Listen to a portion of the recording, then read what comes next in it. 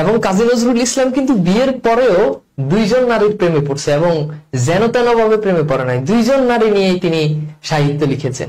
নজরুল যখন প্রমীলাকে বিয়ে করলো, প্রমীলা এবং নজরুলের সন্তান হলো, এই সন্তান হওয়ার পরেও নজরুল প্রথম যার প্রেমে পড়ছেন সে হচ্ছে ফজিলাতুন্নেসা।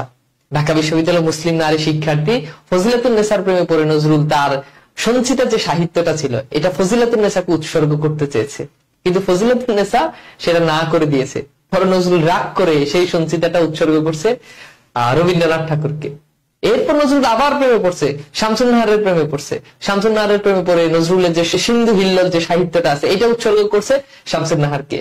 তো বিয়ের আগে শুধু যে প্রেম আসে এটা না, বিয়ের পরেও কিন্তু প্রেম আসে, যেটা আমরা নজরুলের সাহিত্য থেকে দেখি। এবং এই দুইজনের কথা স্পেসিফিক জানি, এছাড়াও আরো একাধিক নারীর প্রেমে পড়তেও পারে সেটা আমরা স্পষ্ট না। এবং মজার ব্যাপার হচ্ছে যে এই দুইজন নারীর প্রেমে নজরুল পড়ছে, ফজিলাতুন্নেসা, শামসুন নাহার, এই দুইজনই ছিল নজরুলের বন্ধুর বোন। নজরুলের বন্ধুরা যদি জানতো যে নজরুলের এই স্বভাব, তাহলে নজরুলের জীবনও বন্ধুরা বাড়ির ভিতরে ঢুকাইতো না।